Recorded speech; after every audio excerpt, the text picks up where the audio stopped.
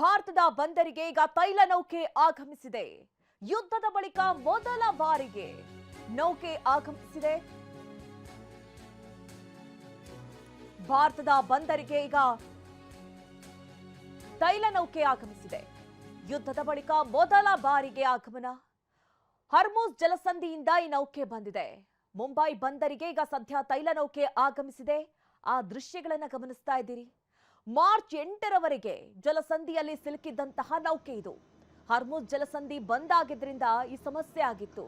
March 9ರಂದು ಹೊರಟಿದ್ದಂತಹ ಭಾರತದ ತೈಲ ನೌಕೆ ಈಗ ಮುಂಬೈ ತಲುಪಿದೆ. ನೋಡಿ, ಹರ್ಮುಜ್ ಜಲಸಂಧಿಯಿಂದ ಹೊರಟಂತಹ ಎಷ್ಟೋ ಹಡಗುಗಳು, ಭಾರತದ ಹಡಗುಗಳು ಸೇರಿದಂತೆ ಬೇರೆ ಬೇರೆ ದೇಶದ ಹಡಗುಗಳು ಅಲ್ಲೇ ಸಿಲುಕಾಕೊಂಡಿತ್ತು. ಆದ್ರೆ ಮಾಡಿದಂತಹ ಸಂಧಾನ ಸಭೆ ಫಲ ಕೊಟ್ಟಿದೆ. ಸೌದಿ ಅರೇಬಿಯಾದಲ್ಲಿ ತೈಲ ಸಂಗ್ರಹಿಸಿದ್ದಂತಹ ನೌಕೆ ಇದು. ಸೌದಿ ಅರೇಬಿಯಾದ ರಾಸ್ತನೂರಾ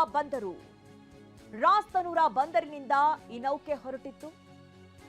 ಮಾರ್ಚ್ 1ರಂದು ಹೊರಡಬೇಕಾಗಿದ್ದಂತಹ ತೈಲ ನೌಕೆ ಇದು.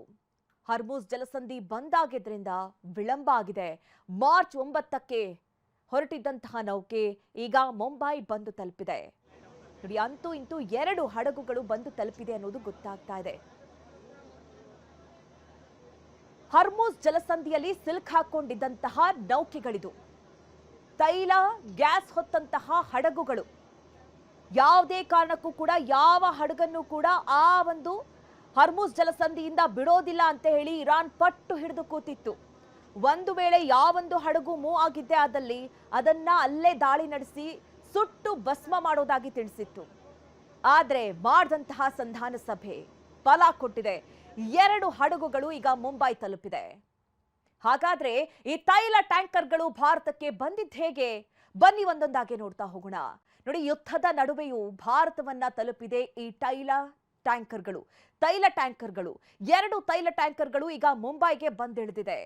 ಮಾರ್ಚ್ 5ರಿಂದ 10ರ ನಡುವೆ ಭಾರತಕ್ಕೆ 2 ತೈಲ ಟ್ಯಾಂಕರ್ಗಳು ಬಂದಿರುವಂಥದ್ದು. 3 ಮಿಲಿಯನ್ ಬ್ಯಾರಲ್ ತುಂಬಿದಂತಹ ತೈಲ ಟ್ಯಾಂಕರ್ಗಳಿದು. ನೋಡಿ, ತೈಲ, ಕಚ್ಚಾ ತೈಲ ಹಾಗೆ ಗ್ಯಾಸ್ ತುಂಬಿದಂತಹ ಹಡಗುಗಳಿವು. ಹರ್ಮುಜ್ ಜಲಸಂಧಿಯ ಮೂಲಕ ಈಗ ಸಾಗಣೆಯಾಗಿದೆ. ತೈಲ ಟ್ಯಾಂಕರ್ಗಳು ಬಂದಿದ್ದು ಹೇಗೆ ಅನ್ನೋದನ್ನ ನಾವು ನೋಡ್ತಾ ಇದೀವಿ. ತೈಲ ಟ್ಯಾಂಕರ್ ಅಲ್ ಬಸ್ರಾ ತೈಲ ಟರ್ಮಿನಲ್ ನಲ್ಲಿ ಈ ಲೋಡ್ ಆಗಿತ್ತಿದು.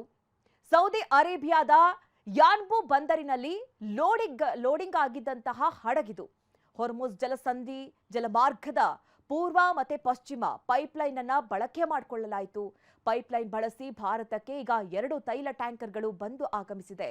ಪೈಪ್ಲೈನ್ ಅನ್ನ ಬಳಸಿ 2 ತೈಲ ಟ್ಯಾಂಕರ್ಗಳ ಟ್ರ್ಯಾಕರ್ ಆಫ್ ಮಾಡಿ ಸಾಗಿಸಿರುವಂತಹ ಸಾಧ್ಯತೆಗಳು ಕಂಡು ಬರ್ತಾ ಇದೆ. ಅದರ ಟ್ರ್ಯಾಕರ್ ಅನ್ನ ಯಾರಿಗೂ ಕೂಡ ಸಿಗದೆ ಇರುವಂತಹ ರೀತಿಯಲ್ಲಿ ಈ ರೀತಿ ಸಾಗಾಟ ಮಾಡಿ ಈಗ 2 ಹಡಗುಗಳು ಬಂದಿಳಿದಿದೆ.